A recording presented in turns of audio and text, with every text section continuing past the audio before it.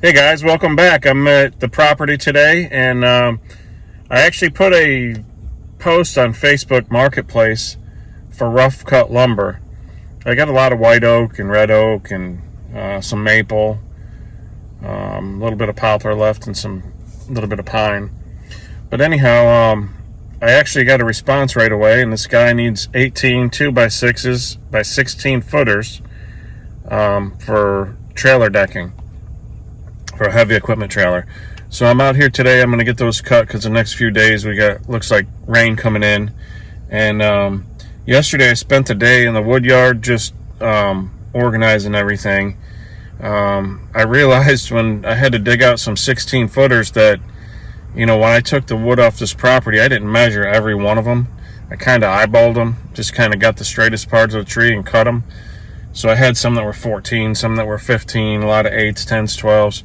So what I did is I sorted them all out. I went through every white oak and red oak stick that I've got out here and sorted them all out.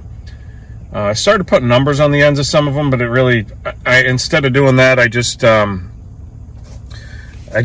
put a pile for 8, 10, and 12, 12 to 16, in that range, and then 16 and above.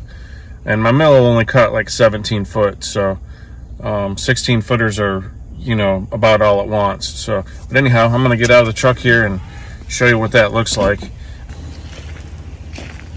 All right, so this is what I started here. I started numbering them all, and then I realized, it's kind of pointless. Although it probably helped me a little bit in times of speed, but once I got more into it, I decided, well, this is going to be my short pile. This one over here will be my longer pile.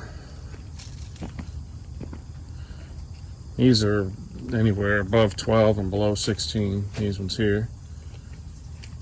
And then all these ones here are 16 plus. So, and some of them I'll probably end up turning into firewood, but because they're kind of small, depending on what kind of order I get. So yeah, that's my 16 and above pile. And then over here we got our massive firewood pile. There may be a few saw logs in there too, but probably not. Most everything that's big enough is crooked. So there's my firewood pile, my long pile, my medium pile, and my short pile. Some of these are really big in diameter. That's why they're so short. If I cut them any longer, I wouldn't be able to lift them. Probably do live edge on a lot of this stuff. I pulled a few logs yesterday, enough to get this order taken care of. And then I've got a few that I'm going to just slab up there for, they're like crotch pieces and stuff. Probably advertise those as, workbench tops or tabletops or whatever.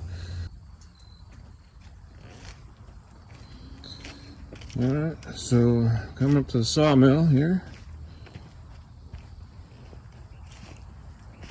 That's the first log I pulled. I put it up there yesterday, just trying to get everything sorted out. And then I'm going to be able to get all 18 boards out of these right here. I'll have some left over. I pulled one out and realized I had a huge, a huge crack in it right there, so I probably won't end up using that one. That one will probably end up being a 14 footer. Right there. Yep. So that's what I'm working with. Might cut these into live edge slabs, or I might just hang on to them for a bit until this one's kind of cool. This one's got two. So the tree was splitting right there. I believe that's the trunk to that other tree right there that we just looked at. So yesterday when I loaded this log up on the deck here, I kind of took a crayon and kind of scribbled out a little bit of how I'm going to cut this thing. Just more to estimate how many logs I would need to pull. I wasn't sure how many I was going to get out of a log this size. I think this one is between 12 and 14 inches depending on where you measure. And I think I can take 2 off the top right here, 1 off each side, and then 2 off the bottom. And then this pith wood I'm just going to cut up into firewood. I wanted to show you one other thing too here. Some reason on these mills, this is a Wood-Mizer LT15 wide, and for some reason they mount the exhaust so that it blows right in your face.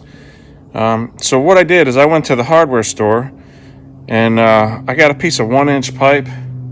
I turned the exhaust up and then I just tack welded that 1-inch pipe to get it up above my head there, get it out of my face. It feels so much better. I've run it a few times now, and you know, I was getting headaches before, and I was kind of like, man, I don't understand why. And then, you know, I smelled my clothes, and it just smelled like, you know, exhaust. So, yeah, so I fixed that up, and I'm going to show you that here in just a second. All right, so don't rate my weld, guys. It's real thin stuff, and I just got a cheap Harbor Freight welder, but it's on there. It's not coming off. It's ugly, but it's on there. I tried to weld it, you know, continuous, but I just kept burning through even on the lowest setting. That metal there is real thin, like a soda can almost. But anyway, it's on there. I think it's a 3 foot, oh, it's a 30-inch, says right on it. 30-inch piece, 1-inch, 30-inch length, and takes the exhaust up over my head, works out really well.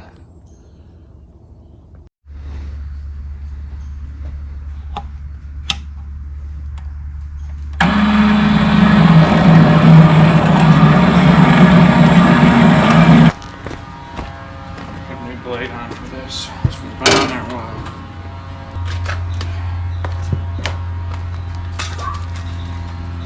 Y'all probably already know this, but I'm going to show you how I flip these. How I coil them. Grab it like this. Usually put gloves on. Like, grab, put more of the loop at the top and smaller at the bottom, so in other words, my hands are closer. In other words, there's less blade in my hand down here at this end than at the top. You can see how flimsy it is. And then just all in one quick snap, I'm gonna snap this down towards the ground and move my thumbs in towards each other, just like this.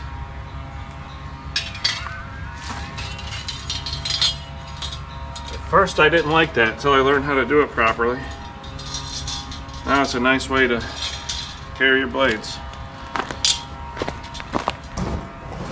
Okay, so I got these blades from Jerry's Resharp Ripper 37 store. They were quick. I was surprised they showed up as fast as they did. I think I ordered 5 of them. Okay, just got them all individually packaged in there. That's kind of nice. Cardboard layer in between each band. All right. Already those teeth look sharp. Look at that. Ripper 37. This is 10 degree. I'm gonna try and open this thing up without going to the hospital.